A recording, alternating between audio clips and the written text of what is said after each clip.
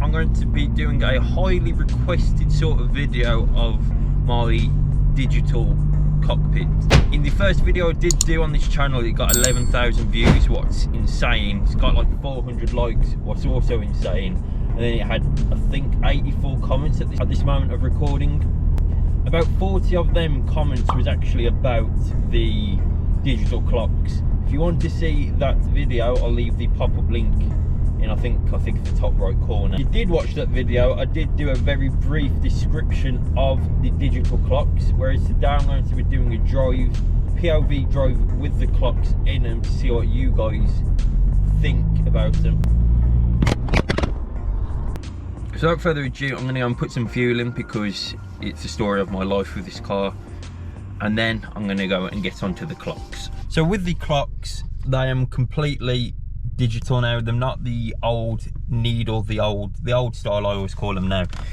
These are all digital, and I can do a lot with these that maybe I haven't shown in the other video I've done when I was revealing the car. So I'm going to go through all the different modes, what all the clocks have to offer, what the OEM ones with the standard needles obviously won't have. First off, it is the different modes you can get. So as you can see, that's classic, but obviously I'm going to go through each different one maybe a bit more so you lot can see it that little bit more. So working from top all the way down to the bottom, it takes a little bit to get there because there's so many.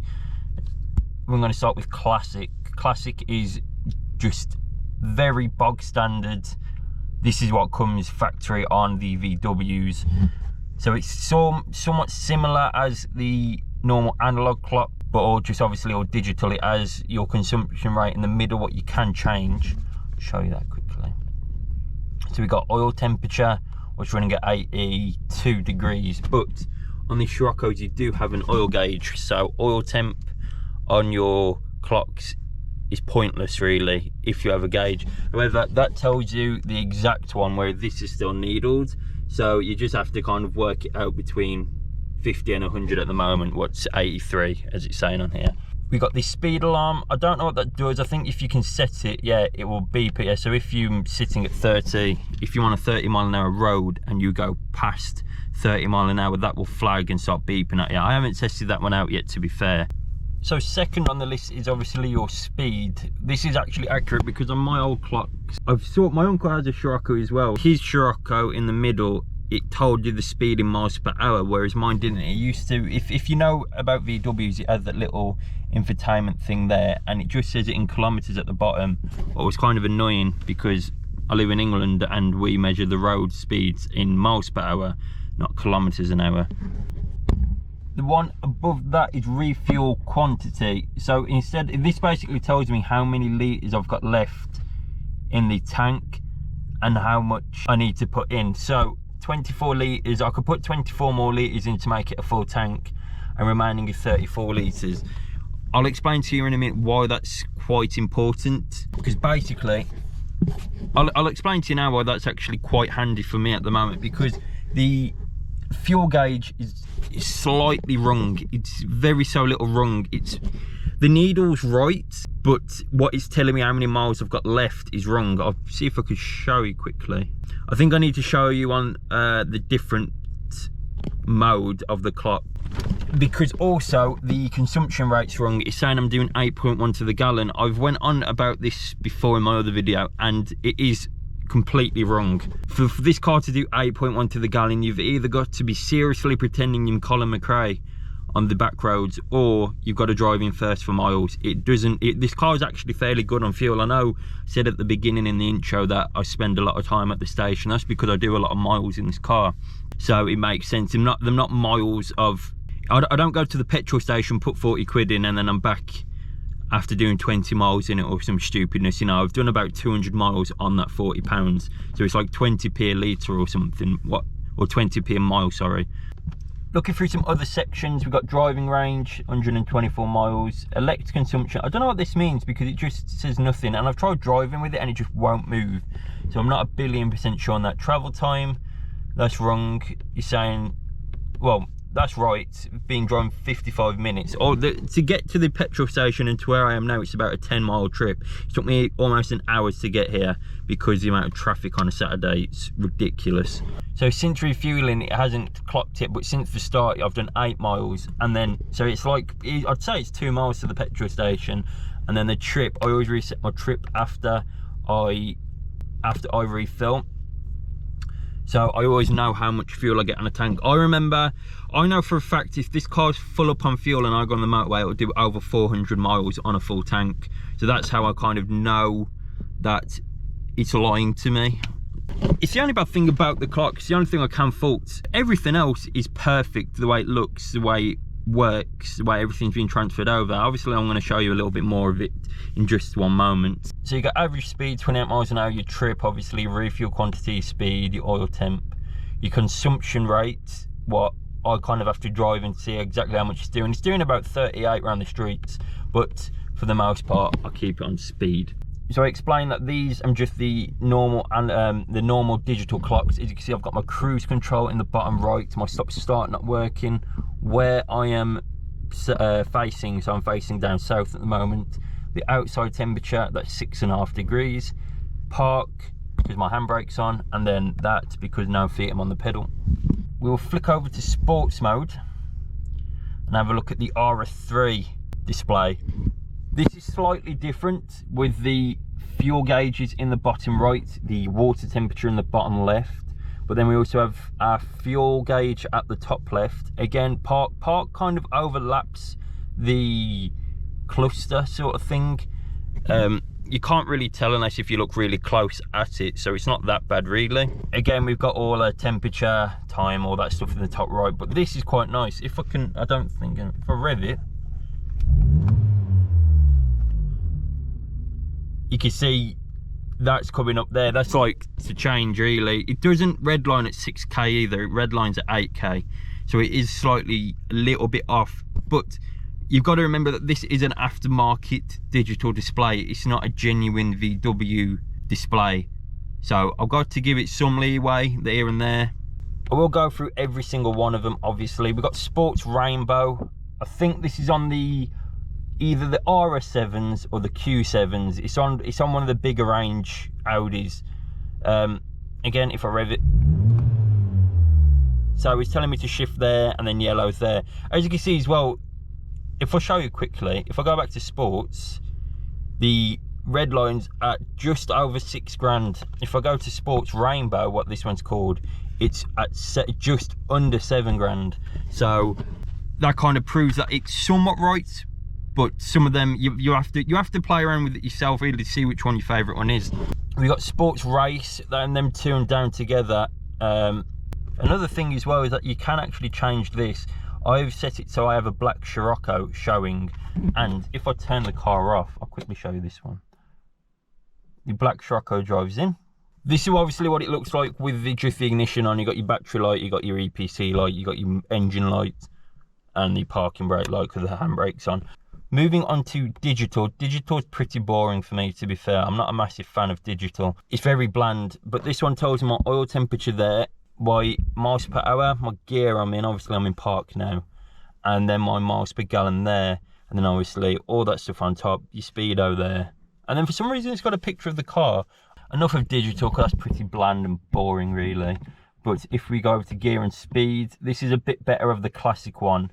The fact it tells me my miles per hour there, and then my gear there as well. So you can then have in the middle like your consumption rate, or your average consumption rate. Obviously my average consumption rate doesn't work as well as I'd hope it to have worked. So I just have my at that time consumption and my normal consumption, what tells me real time consumption, not average. There's not really much to say about these, because once you've explained the first one, they're all pretty much similar, just different. So you have the Audi ones and you have the VW ones. If you have an Audi out there like a Q7 or a 6 or 7, you know, the A6, A7 or anything around that range, then you probably understand the Audi clocks a bit better than me. It's just that we've never had Audis really, we've always had VWs. So the VW clocks, I could tell which day I'm off. I just can't tell what the Audi ones I'm off. But enough of them ones, because I always have it on economic and range, even though it doesn't work. So here, it tells me I've got just over half a tank, so that's half, just over, and it's only got 124 miles. I know over half a tank is about 220 to 230 miles. If the consumption rate's where it should be at like 35, 36, then it should be just a bit over 200. This is telling me I've got 124 miles left. What's a lie? The halfway point kind of just sits there for a bit when driving, whereas as soon as it drops normally again then, because when it's filled up to a very full tank, as you can't get a single more drip of fuel in, it won't go all the way around. So that's where it ends, the gauge, but it will never go all the way around. It normally goes to there. So you've also got to take that into account, that it's just that slight bit off. If you know your car, then you'd understand it a little bit, and you'd kind of just measure it off that. Then we've got economic. That's your average consumption, and that is also your average consumption. This one's actually pretty pointless. I'm not 1,000,000% sure on the point in this one, so I am going to skip past that because it is the exact same as gear and speed and economic and range. And then we got navigation. What I tried last night, and I thought this was cool. It tells you your current road you're on. I'm in like a new private estate sort of thing, so it's not, it probably hasn't registered on it properly yet. And then it tells me exactly where I'm facing on the map. So I'm currently facing dead south, what I think might be right. I'm not 1,000,000,000% sure on all the geographic sorts of where I am in the country. But for the most part, I always keep it on economic and range because that is my favourite. We got the audio. My phone isn't plugged in at the moment, but normally when you play music, that will come up there, your music and the cover for the music. Then to the settings part, this is where it gets good. So if you want to change the colour of the clocks, you can. So this is yellow. I'm going to just skip through it fairly quickly so you lot can choose, because there's hundreds to choose from.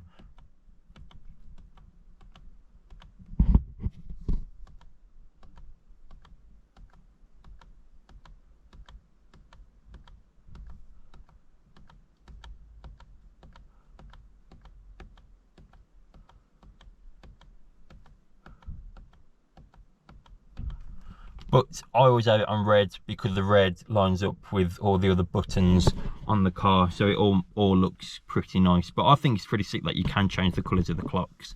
I do really like that.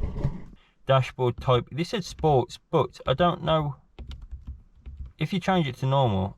You know, I never knew that. So that's normal. It's telling me I have till 5,000 revs. Yeah, it's a little bit wrong, that is.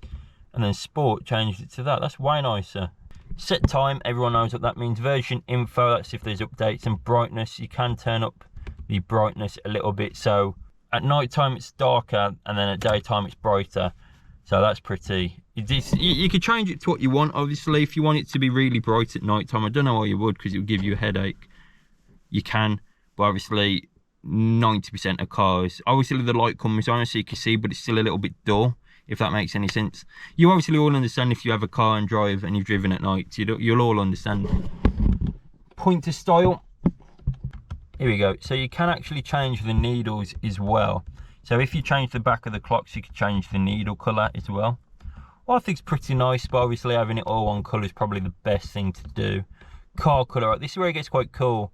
You can't actually see on this because the car isn't there, but this is when I said earlier about the black Sciroccos that comes driving on the screen, you could change the colour of the car if it has a black Sciroccos, because I have a black Sciroccos, so it makes sense to have a black Sciroccos. However, if you don't have a black Sciroccos and you have a white Sciroccos, you can change it to white.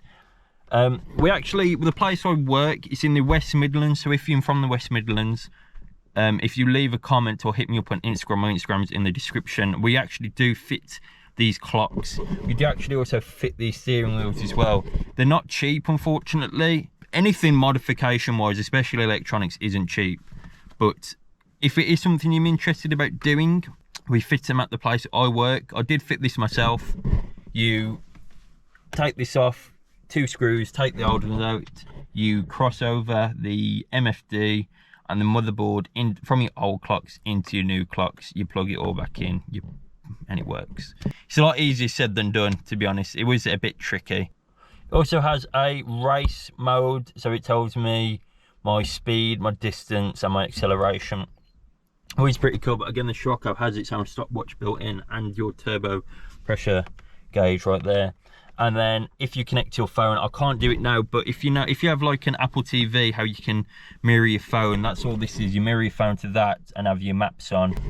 But without further ado, let's go on a drive with this car. Let's show you off the new beautiful clocks, and let's show you off the beautiful steering wheel as well.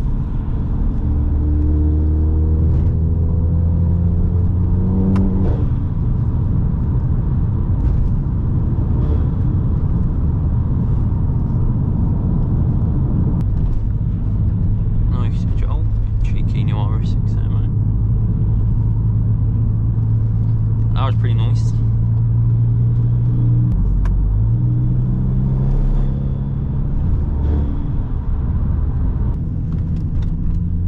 Exit the roundabout onto A429. In a quarter of a mile, at the roundabout, continue straight to stay on A429.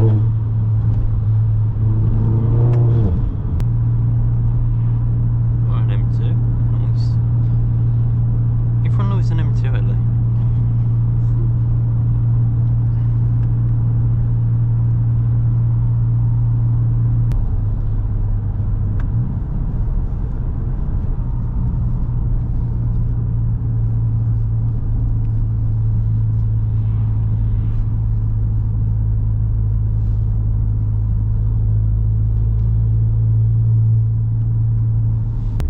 I'll open the window a little bit for this. Sports, maybe?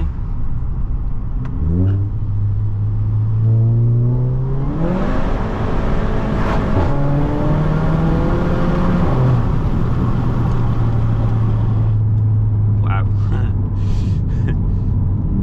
So that's going to be it for this video on the channel today of the clocks. It's been a bit of a weird video to edit and record because this video took about 3 days to record to get some good footage, trying out the new head strap POV sort of camera angle. Obviously, if you did enjoy, please hit the like and subscribe. If you are interested about having the digital clocks done yourself, then I'll leave my Instagram in the description. If you click that and send me a message over there, then I'll be happy to help. But yeah, if you did enjoy this video and of the Sciroccos, then please hit the subscribe and hit the bell so you don't miss any other video of the Rocco itself. Also, if you want to see some more videos on the 350Z, please let me know, because I haven't got anything planned for that car just yet. I've got some for the Sciroccos planned, I've got them in my notes and how I want to do them, but there's nothing, not one video for the 350Z yet. So if you want to see some more of it, then please let me know, obviously, and I'll get that out for you, not a problem. But that's going to be it. I hope you enjoyed, and I'll see you on the next one.